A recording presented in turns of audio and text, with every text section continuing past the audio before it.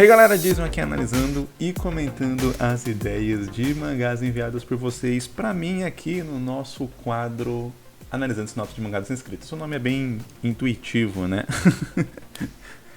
Um detalhe, esse quadro aqui nessa playlist do canal, ela tá marcada como podcast, então pra você que não tem vontade de ficar vendo minha cara, você pode também jogar aí no YouTube Music ou algo do tipo, e aí ouvir por lá também e tal, enfim. Apesar de que lá também toca o vídeo, mas de qualquer modo, aí tem as vantagens. Se você assina o YouTube Music, por exemplo, dá pra tocar com a tela apagada, etc, offline, tem algumas vantagens aí de qualquer modo. Pra você que curte aqui, quer ver esses mais de 120 vídeos que a gente tem analisando sinopse, dá uma conferida também aí pelo YouTube Music. Eu pelo menos uso bastante YouTube Music aqui, então, enfim, avisando aí pra quem usa também. Sempre aquela lembrança, né? Se você tem vontade de ter a sua sinopse analisada aqui, tem um link aqui na descrição para você ver como fazer, né? Como montar a sua sinopse e como enviar ela aqui para mim também. Além disso, no topo da descrição você vai ver o link da Cuponomia, que é a parceira aqui do canal que tem oferecido esses vídeos aqui de sinopse para vocês. A Cuponomia, ela é uma plataforma de compras online focada em descontos e cashback. Não é que você vai comprar na Cuponomia, você vai usar a Cuponomia para suas compras online que você já faz. Então você já tem aí os lugares onde você costuma comprar online, né? Todo mundo hoje compra online, né? Várias coisas. A Cuponomia tem mais de 2.000 lojas parceiras, então muita chance de várias lojas que você já está acostumado a comprar online ser parceira da Cuponomia e você tá aí perdendo de ganhar dinheiro de volta, né? Receber uma porcentagem ali do seu dinheiro de volta, das suas compras, né? Na forma de cashback, ou de ter alguns cupons de desconto e economizar nessa compra aí por ainda não utilizar a Cuponomia, cara. É muito legal e muito prático. Se você usa aí, né, navegador, a maioria das pessoas aqui no canal, né, usam computador e tal, por causa de desenho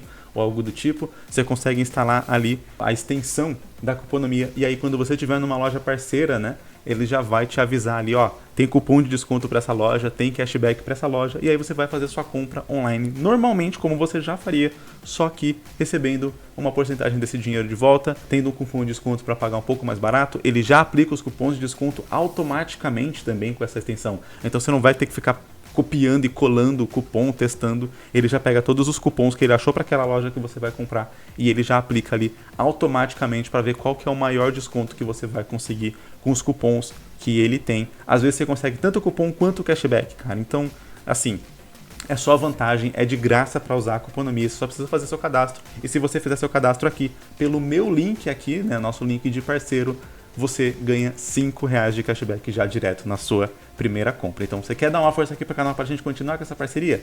Se inscreve, se cadastra aqui embaixo que eu tenho certeza que você vai gostar. Eu já tenho usado aqui, toda compra que eu vou fazer online eu já vejo ali se tem parceria com a Cuponomia e tal, porque às vezes você vai fazer compra numa loja e aí numa outra loja tem a parceria com a Cuponomia e por mais que na primeira loja esteja um pouco mais barato, mas com cashback e com desconto da Cuponomia, a segunda loja fica mais barata. Então, você começa até a fazer esse tipo de comparativo para ver onde que você vai pagar mais barato e vai receber mais de volta. Se cadastra aqui embaixo.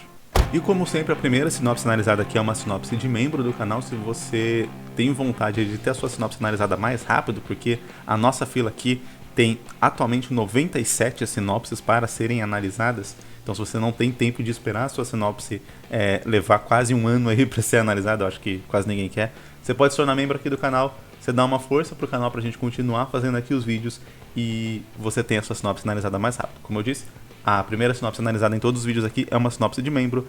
As outras 3 sinopses, geralmente a gente faz 4 sinopses por vídeo, são sinopses aí enviadas pelos inscritos e tal, ali no meu e-mail, naquele processo que eu falei aqui no início desse vídeo. Bora lá! A nossa primeira sinopse se chama A Dança dos Vórtices Gelados. Bia, Under e seus amigos hereges são procurados por todo o reino de Aron, por disseminar conhecimento proibido e se rebelar contra a corte e sua tirania. Em meio ao maior inverno em décadas, o preço por suas cabeças sobe e a chance de conseguir fugir das terras geladas diminui a cada dia que passa. À frente da caçada está o impiedoso General Shore, que lentamente os conduz até a região mais hostil e assustadora do reino, local de anomalias climáticas colossais. Uma grande batalha se aproxima e só há uma certeza: o vento e o frio não deixarão marcas. Ok, aqui a gente tem, né, todo um contexto pré-estabelecido. Imagino que seja para um one-shot mais curto, por a gente ir muito direto ao ponto aqui do que vai ser tratado. Eu não senti ainda muito como que a gente iria trabalhar o tema aqui dessa sinopse. Considerando que eles estão sendo perseguidos por uma tirania, algo assim, e o lance que eles estão sendo perseguidos, né, o motivo pelo qual eles estão sendo perseguidos é por disseminação de conhecimento proibido, né? E o que é conhecimento proibido é algo bem amplo, imagino que tenha muito a ver ali com essa relação com a tirania, então deve ter a ver com um certo nível de liberdade ou algo assim o tema. E eu já tô focando aqui no tema porque o resto pra mim tá muito bem encaixado. A gente tem ali a questão dos personagens. Eu não sei se num one shot mais curto é bom a gente colocar muitos personagens, né? Porque tá ali Bia Under e seus amigos hereges. Então, seus amigos hereges já induz que tem mais outros ali, né? Sei lá, mais 2 pelo menos. Porque senão seria Bia Under e Chan. E aí daria o outro nome, o Bia Under e seu amigo herege. Aí mostraria que são 3. Então, pra estar escrito assim, no mínimo são 4 personagens. Por um one shot curto, eu tenho dúvida se 4 personagens ali assumindo um papel de maior importância é bom. Talvez esses outros amigos não sejam tão importantes, eles vão ficar pelo meio do caminho, vão servir só para a construção do tema, ou escalada de tensão, etc., para morrer, não vão ser tão importantes. Não tenho certeza, mas daí eu ainda acho que para a gente encurtar um pouco mais a história e o tanto de premissas que a gente vai abordar nessa história, talvez fosse interessante a gente comprimir para talvez 3 personagens então. E aí esse terceiro personagem vai ser o personagem que vai reunir alguns dos elementos que estão envolvidos nos demais ali amigos hereges, né? Pelo que eu entendi, você tem o tal do General Shore caçando eles, e aí quando fala que lentamente, né, essa caçada lentamente os conduz até a região mais hostil e assustadora do reino. Então eles vão fugindo, o General Shore vai meio que, talvez, sei lá, trancando outras vias, tal, com o exército, algo assim, o que faz com que eles vão para aquela região. E aí eu não sei se fala a grande batalha se aproxima contra o próprio general, se o foco da história vai ser o lance do general ou se vai ser o lance das condições e das anomalias climáticas colossais, né? Porque ali tá a dança dos vórtices gelados, então tá focando no lance do clima. Ali no final do sinopse também foca de novo no lance do clima, tá? O vento e o frio não deixarão marcas e tal. Ficou estranho, o vento e o frio não deixarão marcas, não seria deixarão marcas? Tipo, marcas de luta, de combate, de sobrevivência, falar não deixaram marcas, seria talvez não deixaram pistas, não deixaram rastros de quem passou por ali, não sei, agora para não pensar ficou um pouco estranha a frase, ou sou eu que estou interpretando ela de uma maneira errada. Enfim, como eu disse, eu não consegui captar qual que vai ser o foco final ali, o terceiro ato, né, que a gente chama. Então, quando a gente pega uma história, a gente divide geralmente ela em 3 atos. É a estrutura mais comum de criação de roteiro. Então, no primeiro ato, você tem a apresentação. É onde a gente vai conhecer a Bia, o Under e os amigos hereges e entender a situação que eles estão passando. Então, entender ali qual que é o conhecimento proibido que eles estão disseminando e por que eles estão sendo proibidos, como que é o reino, por que o reino não quer que esse conhecimento seja disseminado e por aí vai. Então, a gente entender um pouco da situação. O segundo ato ele é o desenvolvimento. Então, é onde a gente vai, talvez, começar a conhecer o General Shore e entender o que ele está fazendo. É quando eles vão se aproximando ali dessa região, conforme eles vão fugindo, algumas coisas vão acontecendo ali que façam com que eles precisam fugir mais rápido e tal. Enfim, é uma parte de desenvolvimento. Então, se no começo a gente apresentou quem eram os personagens da situação, agora a gente desenvolve e escala um pouco mais essa situação. Então, é onde talvez um desses amigos poderia morrer, onde a gente ia conhecer um pouco mais as motivações da Bia e do Under, e por que eles estão fugindo, por que eles decidiram fugir, por que eles decidiram disseminar esse conhecimento. Então a gente desenvolve para entender muito melhor essa situação e ter uma antecipação do que vai vir no final. Então é aqui que a gente, por exemplo, poderia começar a apresentar essa questão desse lugar aí mais hostil, onde a gente poderia apresentar um pouco mais a ameaça que o Shore representa, algo assim, para que o leitor fique com aquela tensão para a escalada final, que é o terceiro ato, que é a resolução ali dos conflitos apresentados. Então, o terceiro ato é o que envolve ali o clímax da história, né? O clímax, eu diria que é a passagem do segundo para o terceiro ato. Então, o início do terceiro ato já é o clímax. Então, o segundo ato terminaria, por exemplo, com eles chegando nessa região, e aí o começo do terceiro ato seria eles enfrentando essas condições ali, tendo de sobreviver, etc., até a gente chegar num ponto final. E aí, por que eu falo sobre qual que é a ideia da batalha final e qual que é o tema aqui, para a gente poder definir como que é o final dessa história.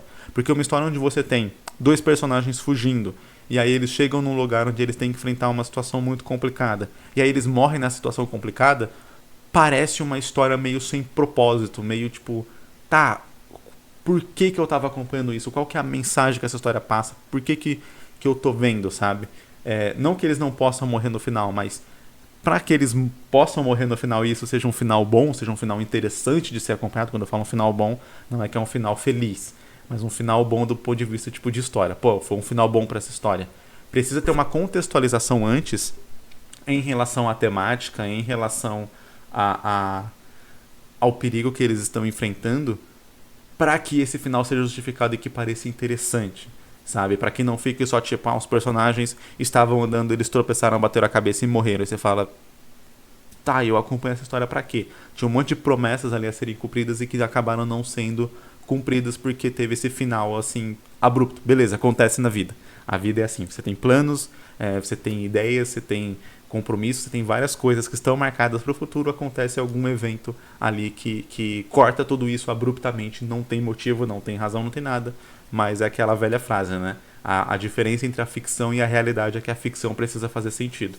E aí, nesse sentido, pensar nesse tema talvez ajudaria a imaginar como que seria esse final, o que eles estariam enfrentando nesse final. Porque, por exemplo, se o tema tem a ver com uma certa libertação de preconceitos, de controle, talvez enfrentar o clima no final não contribua diretamente com esse tema, porque a representação do controle da tirania da corte é o General Shore. E aí eles enfrentarem o clima não parece ter essa relação de sintonizar com o que é o tema principal da história. Então, nesse sentido, talvez enfrentar o general seria melhor.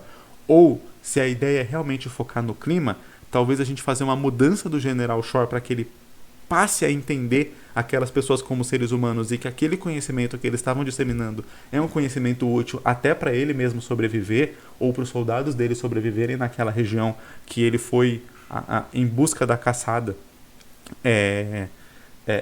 sem preparo, digamos assim. Ele comece a perceber isso e ele mesmo comece a ver a corte e a tirania da corte com outros olhos. E aí a gente conseguiu desenvolver o tema, ainda que o vilão principal no final não tenha sido o General Shore, tenha sido o clima. Mas daí a gente usa o General Shore como forma de abordar esse tema, porque ele é o vilão que personifica o tema que está sendo abordado na história. Do contrário, a gente poderia ter alguma outra temática que poderia ser trabalhada onde essa superação ou essa perca, essa derrota pro clima faça sentido com o tema. Então vamos supor que a Bia e o Wander eles estão disseminando um conhecimento que realmente era um conhecimento ruim em relação, tipo um anticientífico, por exemplo, em relação ao clima. E aí, ao fugir das autoridades, eles vão para um lugar onde tem esse clima, onde eles tentam colocar esse conhecimento errado que eles têm, né?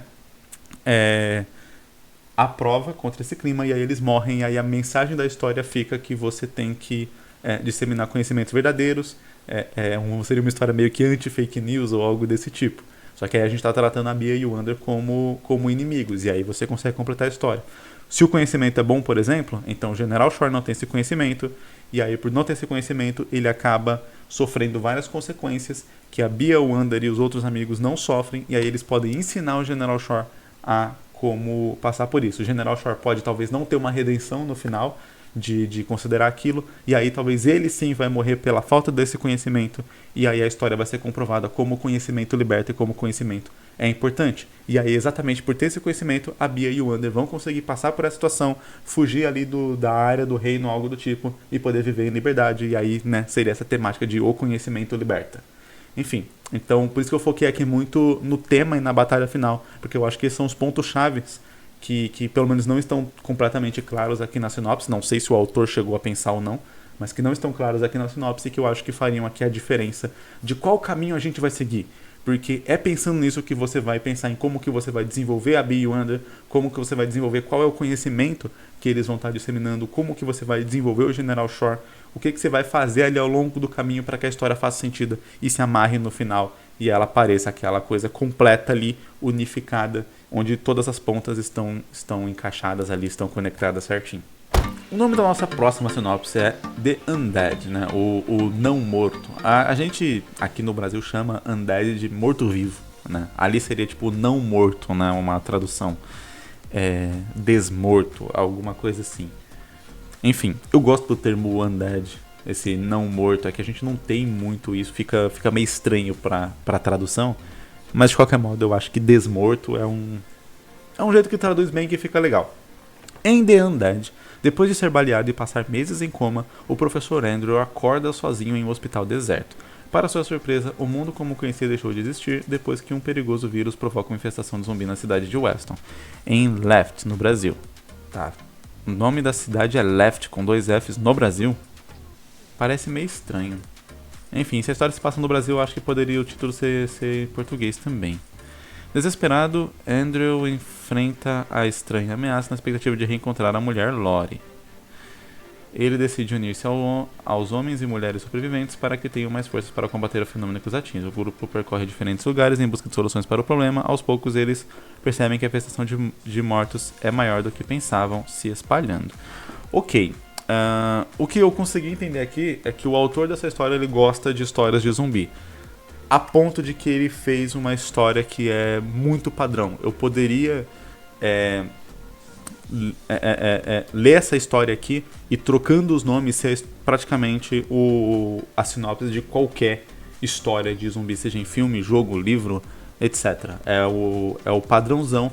Mas principalmente esse começo aqui, ele remete muito a The Walking Dead. E tem um outro também, acho que o nome do filme é Extermínio. Se eu não me engano, é a mesma coisa também. O cara também acorda de um coma no hospital, deserto, etc. Então, assim, a premissa é a mesma. Particularmente, histórias de zumbi, ela já tem uma questão de ser muito padrão, né? É meio difícil você inovar quando você está falando de histórias de zumbi. Então, geralmente, as histórias de zumbi que tentam inovar, elas tentam inovar a localização. Então, você tem uma infestação zumbi, as pessoas se escondem numa escola, outra num shopping, outra não sei o quê.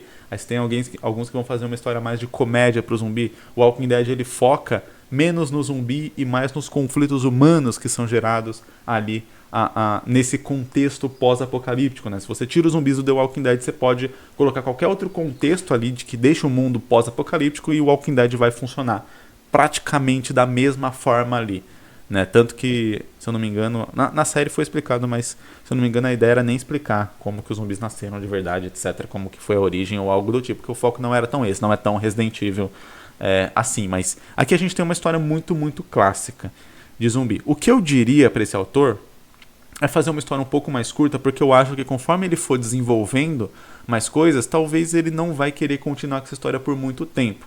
Por ela ser uma história muito padrão, eu acho que realmente o autor não vai ter aquela gana de continuar ela e tal. Algum momento ele vai começar a estudar mais roteiro, vai começar a desenvolver mais a habilidade de escrita, de roteiro, etc. E aí talvez ele vai perceber que essa história é muito padrão e se for a ideia de ser uma série longa, né, que é o erro que eu sempre falo aqui, que principalmente pro seu primeiro mangá, pra primeira história que você vai fazer uma história muito longa, tem uma chance muito grande do autor abandonar ela no começo.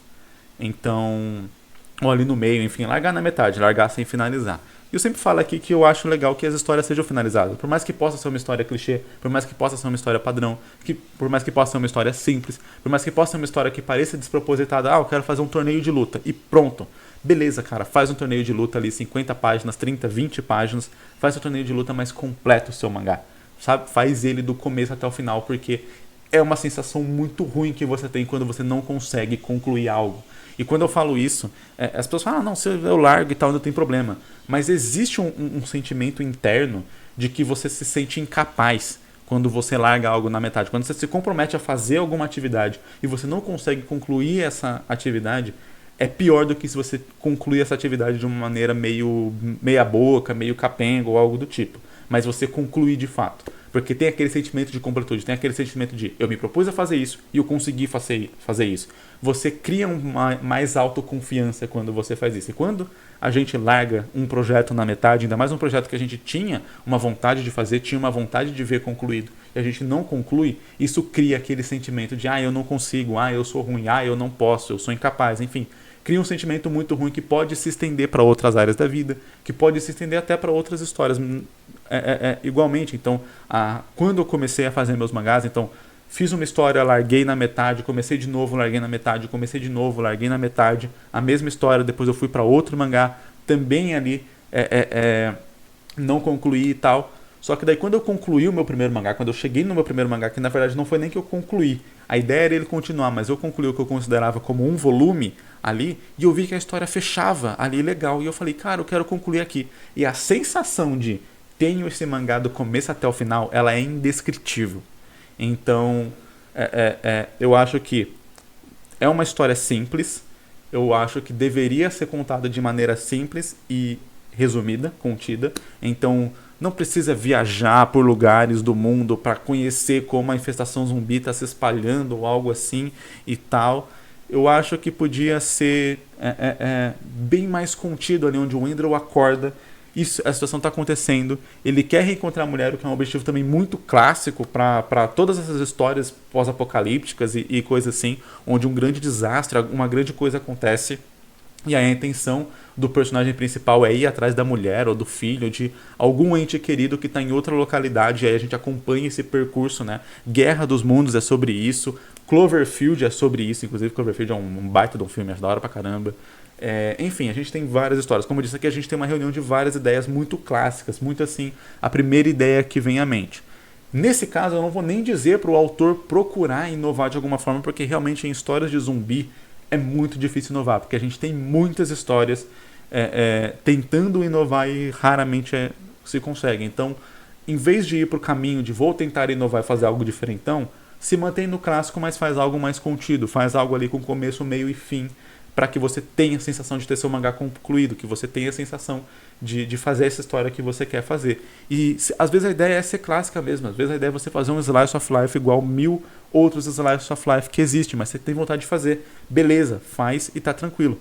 Matsura, que foi essa história que iria continuar e que eu resolvi terminar ali, é exatamente isso. É um slice of life de romance escolar, estudantil, mais clássico, mais clichê, mais água com açúcar que existe. Mas a sensação de concluir ele, inclusive tem disponível para você no meu site de graça se quiser, como eu disse, foi uma sensação incrível. E desde então ali eu tenho conseguido fazer outras histórias e chegar até o fim. E é muito bom ter esse sentimento de tá aqui, cara, ó. A história tá aqui, tá completa, tá fechada, sabe? Isso aqui não tem preço. E é exatamente isso que eu quero, essa sensação que eu quero para todos vocês que estão aqui. Então, beleza, você quer fazer uma série maior? Começa com algo menor, completa, termina. A sensação vai ser tão boa que você vai ter mais garra para poder fazer algo maior depois.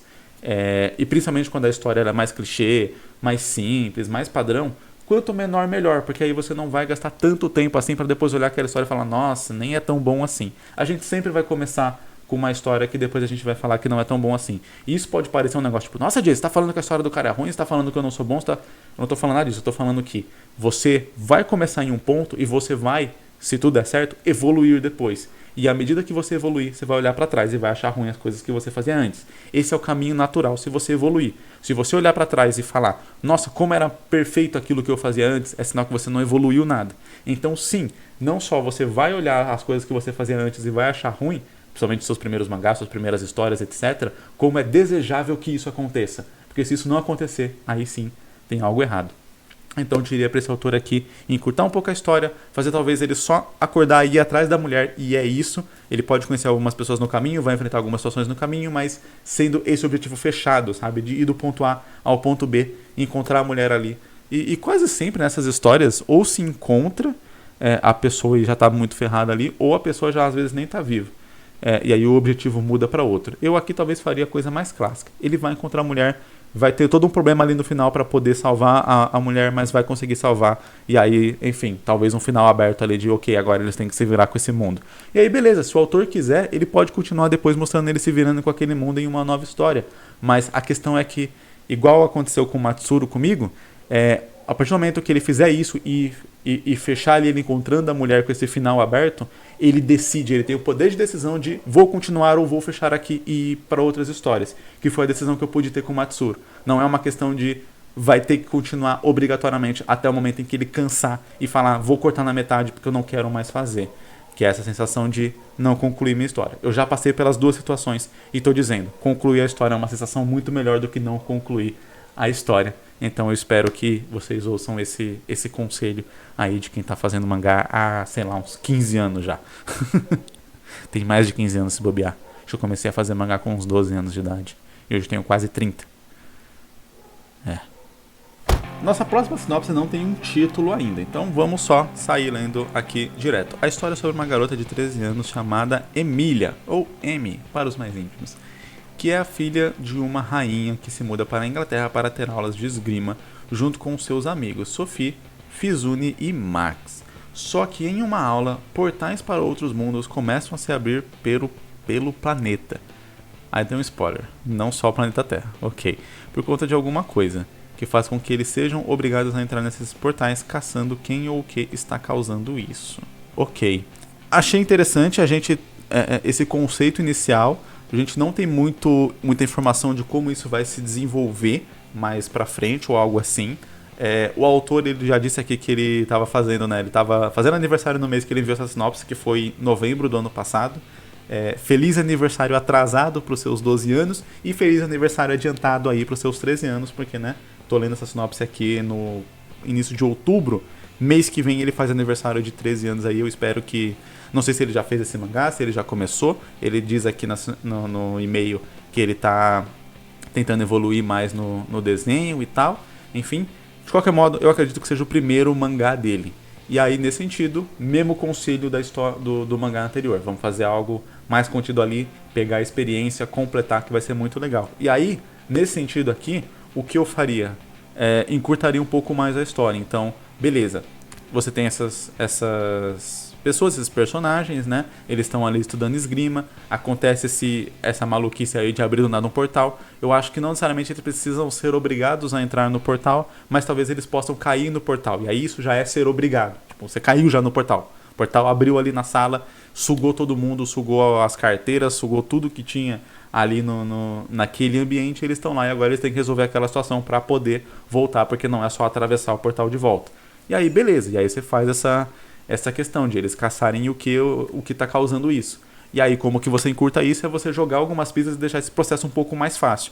Por exemplo, se eles vão para um lugar onde tem, sei lá, uma torre ali bem alta, com um grande portal, tipo assim, tá claro que a gente tem que ir naquela direção. Então você não precisa fazer todo aquele processo de investigação, de descobrir pista, de tal. Você já consegue fazer um caminho muito mais direto. Isso encurta muito mais a história. E ao contrário do que muitas pessoas imaginam, isso não tira necessariamente a qualidade da história, não ter todo esse processo. Você vai desenvolver os personagens enquanto eles vão para aquela torre, você vai desenvolver o que está acontecendo enquanto eles vão para aquela torre. O autor falou aqui, né, que não foi só no planeta Terra que isso aconteceu. Então talvez vão aparecer ali alguns alienígenas ou algo do tipo, né, seres de outros planetas, vão interagir, vão conversar, vão tentar entender o que está acontecendo, vai ter traição, esse tipo de coisa, mas a gente fecha essa história ali, com eles chegando naquela torre, enfrentando o que quer que esteja lá, e aí conseguindo voltar para a sala de aula, fim de história, fim do arco, fim do seu primeiro mangá, com aquele sentimento de completude que eu falei aqui na sinopse anterior. Então esse seria o caminho que eu faria para uma primeira história. Os personagens chegam lá, eles dão de cara já com algo que deixa muito claro que é ali que eles têm que seguir para conseguir mais informações e tal. E geralmente em histórias mais longas, o que aconteceria? Eles chegariam lá, eles ficariam perdidos, eles enfrentariam algum problema. Isso ainda pode acontecer de eles enfrentarem algum problema para meio que se situar naquele ambiente e o leitor também se situar nos desafios que vai ter naquele novo ambiente. Muito boa a ideia deles fazerem esgrima e tal, porque daí tipo, meio que já mostra que eles têm alguma habilidade de combate para poder sobreviver ali, apesar de que tem que demonstrar também que eles têm certa dificuldade, porque uma coisa é fazer esgrima, outra coisa é ter sobrevivência em ambientes hostis, né, e tal, um negócio mais de exército ali, que talvez não seja o caso aqui na história. Mas é isso, de um modo geral, né? Aí eles teriam alguns problemas, pensariam qual seria o plano deles, aí teria alguma pista, eles iriam seguir aquela pista, iriam começar a coletar ali os pontos para chegar em como que eles vão voltar para casa, né? Caverna do Dragão. E Caverna do Dragão mostrou que dá para você ficar fazendo isso aí infinitamente, sem as pessoas nunca conseguirem voltar para casa. Como a ideia daqui é a história ter fim, ao contrário de Caverna do Dragão, então eu colocaria elementos que já deixariam muito claro o caminho que eles têm que seguir, e aí eles simplesmente seguir esse caminho, porque uma vez você mostrou, tem uma torre, a gente tem que ir para lá, você consegue fazer 2 problemas no meio do caminho e já cortar e mostrar eles no pé da torre. Então você não precisa mostrar o caminho inteiro que eles vão fazer porque você pode ali já cortar e já mostrar, ó, eles estavam indo para aquela torre, eu mostro eles chegando no pé da torre, por exemplo. E aí a gente desenvolve mais problemas na própria torre para já ir pro terceiro ato, que foi como eu expliquei aqui na primeira sinopse desse vídeo, né? A relação de atos. Então, primeiro ato, toda a apresentação dos personagens até a situação dos portais. Segundo ato, eles chegando, decidindo qual é o objetivo deles e indo ali, chegando na torre. Terceiro ato, eles na torre resolvendo o problema e voltando para casa. Então seria assim que eu dividiria essa história pra gente conseguir contar ela do começo até o final. Tô gravando esse vídeo de manhã, então fiz uma pausa aqui pra tomar um cafezinho. Bora continuar aqui. Essa última sinopse, nossa, não tem título ainda, mas vamos lá. A história se passa no nosso mundo com uma única diferença, é que magia é real. Eu tenho a impressão que eu já li essa sinopse, pelo menos já teve alguma sinopse que eu li que começa exatamente assim. Lucas é um jovem estudantil que um dia conheceu uma criatura mágica com a aparência de um coelho preto que se diz ser o guardião do herói, o Sag. Ele explica ao Lucas que o garoto é a 7ª encarnação do primeiro herói de 1700 anos atrás. Agora juntos eles devem impedir o 7º surgimento do grande demônio da antiguidade, Zembetu. Enquanto que Lucas ainda está aprendendo a controlar seus poderes recém-despertos e tentar manter tudo em segredo do máximo de pessoas que conseguir. Entendi, é uma dinâmica legal, eu gosto desse tipo de dinâmica na história, onde o protagonista talvez ele não embarque 100% nessa ideia logo de cara, né? Ele tente ali meio que manter a vida normal dele com essa nova questão e tal. Eu acho que geralmente quando histórias têm esse tipo de modelo, um padrão de tema é a questão da vida dupla e tal, e de como conciliar a vida dupla, de fazer escolhas, de sacrifícios.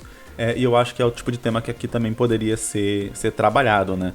Eu acho que daria para envolver o Lucas em várias situações de comédia, onde ele, né, primeiro recusa ali essa questão de ser o herói e tal, porque ele tem ali objetivos muito claros na vida dele, e eu acho que isso é importante aqui para esse personagem, né? Muitas vezes como assim, a minha história é focada no personagem que ele vai enfrentar o demônio, e aí ele é um estudante e tal, e aí pelo foco da história, né, pelo que o autor imagina como foco da história ser o lance de um personagem com poderes que vai enfrentar um demônio, ele gasta muito mais tempo pensando nessa parte da história do que na vida pessoal do personagem. Só que se ele é um personagem que, como aqui diz no final da sinopse, ele tem esse interesse de tentar manter o padrão da vida dele, então desenvolver essa vida normal dele é tão importante quanto desenvolver toda a parte mágica da história.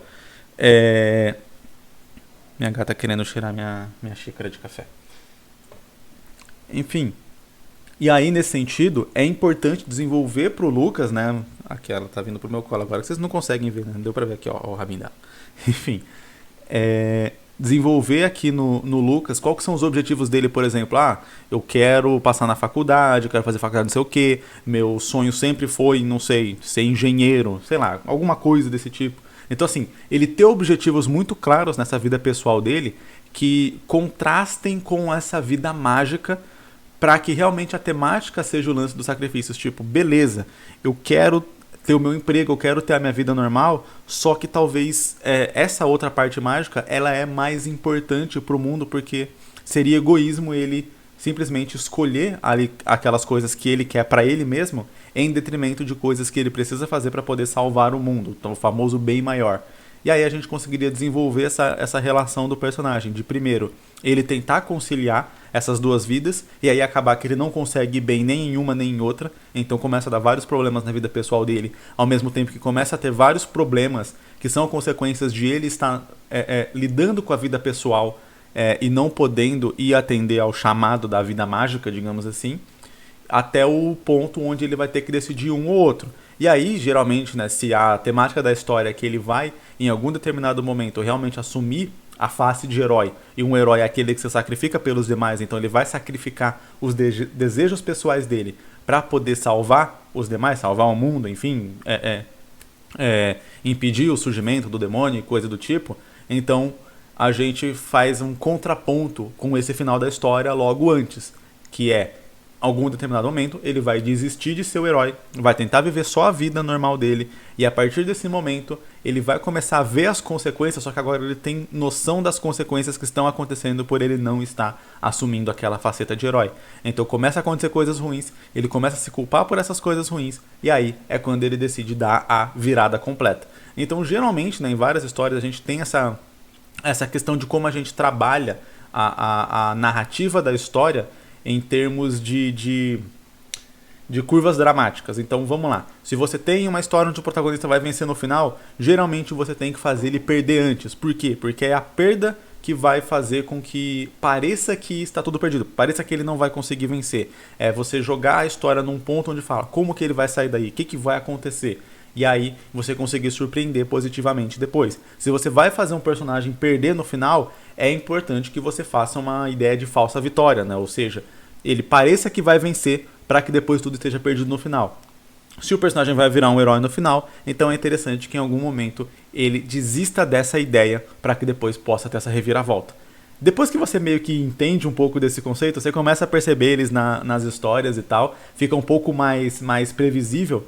Porém é algo que funciona muito bem, porque se você não fizer isso, você mantém a história muito reta, muito contínua, muito sem reviravoltas, sem puxadas. Imagina o que faz uma montanha-russa ser uma montanha-russa, ser emocionante. É o fato de uma hora ela tá subindo, outra hora ela tá descendo, outra hora ela tá virando de ponta cabeça, outra hora ela tá correndo, outra hora ela tá lenta. Se ela ficasse sempre reto, se ela fosse um trilho reto, bate no microfone, se ela fosse um trilho reto, que mantesse a mesma velocidade, não ia ter emoção nenhuma, não ia ter empolgação nenhuma, não ia ter nada. É exatamente a quantidade de coisas diferentes que ela faz e mudanças de velocidade, de trajeto, entre várias coisas, que faz com que ela seja emocionante. Porque você vê aquela descida, você antecipa a descida, e aí chega a descida, você se emociona. Depois você vai para uma subida, a subida é lenta, a subida é suave, ela é tranquila.